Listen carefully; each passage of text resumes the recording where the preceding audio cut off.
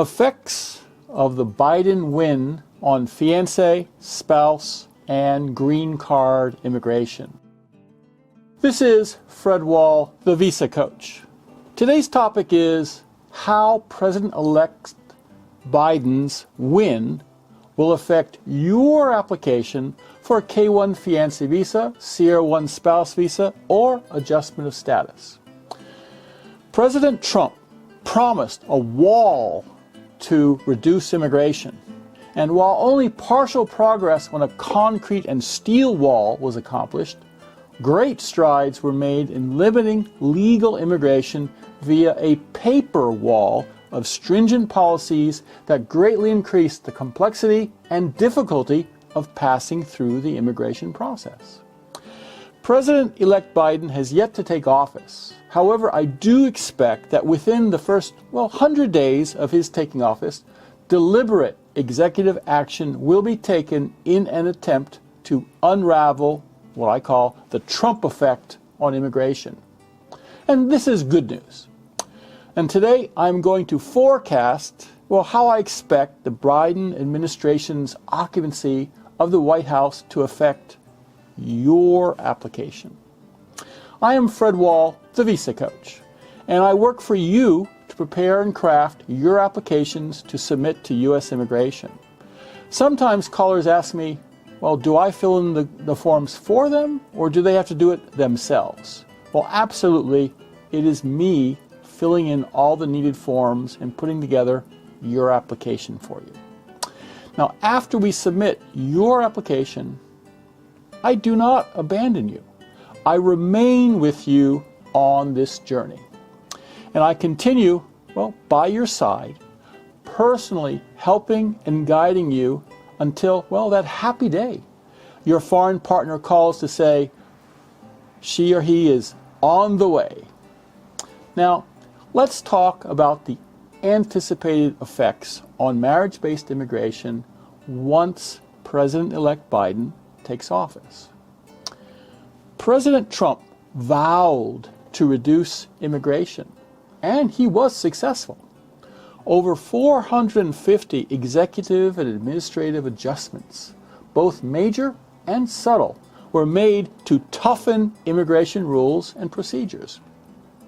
He instituted extreme vetting, where all applicants are more highly scrutinized than ever before, banned entire countries from being allowed visas to the USA, added tighter public benefits eligibility requirements which created a virtual wealth test, and instituted a pervasive organization-wide culture change in the way that USCIS views and treats immigrants. Now, United States Citizenship and Immigration Service, USCIS, once viewed immigrants as its clients, to be served. Its officers traditionally believed they were following a pro-immigrant humanitarian mission. The mission was to help refugees escape persecution, American companies bring in needed talent, and to reunify families with their loved ones. Now, many officers initially joined USCIS in order to pursue, that noble mission. But in the recent 4 years, many of these same officers, disillusioned, have resigned, as under Trump, the priorities changed from helping eligible immigrants come to the USA to finding ways to keep them out. In 2018, under the director selected by Trump, USCIS's official mission statement was drastically altered. Removed were references to America, a nation of immigrants, and to immigrants as customers whom the agency serves.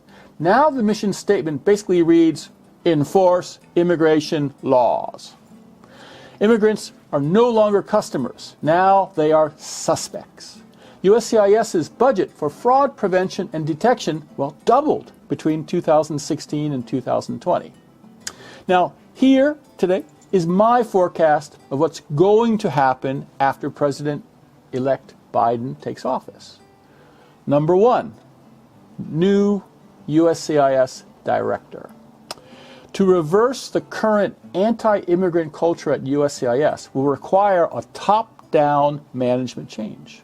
And that will start when President-elect Biden chooses a new director of USCIS and assigns him or her the mandate to return USCIS to its prior mission of treating immigrants as clients, not adversaries, and working towards assisting them navigate lawful and proper immigration. With new top-down guidance, USCIS should relax its restrictionist, extreme vetting and move to return to its earlier, more humanitarian mission. Number 2, end of, immigrant harassment. While detailed and proper screening of applicants is reasonable, unfortunately, in recent years, the application review process has deteriorated from normal and expected due diligence into, in essence, and in many cases, deliberate harassment. Requests for evidence, or RFEs, were frequently issued for, non-material reasons. Cases were even denied for similarly trivial issues, such as, leaving fields that were not applicable blank, or incorrectly writing not applicable as an N followed by an A versus an N with a slash and an A. Revised forms with no real modifications would be announced, and instead of giving adequate time, usually 1 or 2 months from the announcement to submit, for applicants to change over to the new versions, only 1 single day notice was given. And applications that were already in the mail, which had used the earlier, nearly identical version, and which was the correct one on the day of mailing, were rejected. Start all over again. Cases that previously would not require an interview would be held and delayed many months, awaiting the availability of already overworked and limited interviewing staff. And for a few months this summer, even cases which had successfully gone through the entire tedious process, including an interview and official approval, were then put on hold, waiting many more months for the printing of their approved work, travel, and green cards. A long-term contract USCIS had with the printing company had expired, and even though the contract's expiry date and need for replacement was known long, realistically years in advance, no action on USCIS's part to replace the contract and obtain alternative printing was taken. Well, at least not until a court order from those people who are waiting forced USCIS to take proper action. Now, this change of attitude will rely on the new top management at USCIS. Their leadership will be critical to return USCIS to a culture of helping immigrants versus holding them back. Number 3, faster processing. Less energy wasted by USCIS staff seeking excuses to delay individual cases will result in more efficient, smoother, and overall faster processing of cases. Number 4, lower denial rate. With restriction of immigration no longer being the guiding rule of the day, expect that the cases that were previously denied due to trivial and non-material issues, or which were not given opportunity to clarify and justify misunderstandings, now should receive a fairer hearing, and the approval rate should rise accordingly. Number 5, the fee increase will probably be adjusted downwards. USCIS does not receive taxpayer dollars to pay for its operations. Instead, it is self-funded by the fees it charges immigrants.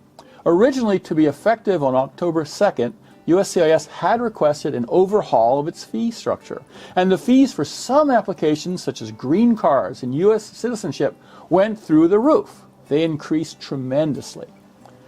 Now, at the moment, this fee increase is temporarily on hold, halted by a court injunction. Now, the new fees requested are calculated based on what USCIS feels is needed to pay for its operations. I expect that under the Biden administration, the future, user-friendlier USCIS will find that since less time and energy is wasted deliberately trying to obstruct the immigration process, that their operations will be more efficient and less costly. So once the cost accountants do the math again, the fee increases needed may be found unnecessary. It would be great. Or only a smaller increase would be needed. Number 6, end to the Trump or Muslim travel ban. The so-called Muslim ban that bans the issuance of visas to the USA from citizens of 15 countries will be lifted. And number 7, the public benefits wealth test will be dropped. The most effective stumbling block to legal immigration to come out of the Trump administration was the broadening of the definition of what constitutes a public benefit. This new definition has been used to make it much more difficult for an immigrant to be deemed eligible to receive a green card and permanent residency in the USA. Not only are applicants required to prove that they never received public benefits, but they must also convince the officer that in the future, no matter what happens, they would not possibly, conceivably, never, ever need public benefits forever into the future. Now, this wealth test and its extremely complicated resulting application paperwork will be removed, or at least, I hope, greatly relaxed. How soon are these changes going to happen? Well, unfortunately, immigration is not a hot-button issue for President-elect Biden, as it was for President Trump. After the first few popular and headline-grabbing executive orders are announced, well, namely dropping of the Muslim ban and the wealth test, and appointment of a new USCIS director, I believe that the rest of the job to reverse the Trump effect will most likely be left in the hands of the newly appointed USCIS management. So we all hope that President-elect Biden chooses the new USCIS director well. This choice will determine how fast and how well the intricate unraveling of so many changes, procedures, policies, and the overall mentality that the Trump administration injected into U.S. immigration can take place. It's going to take time, and it may take years, or perhaps more than even one administration to get back to where we once were. This was Fred Wahl, the Visa Coach. Now click here to sign up for our monthly newsletter and receive bonus ebooks. Here for YouTube's recommendations. Here for the full playlist of recent videos on immigration news. And here to subscribe to our channel.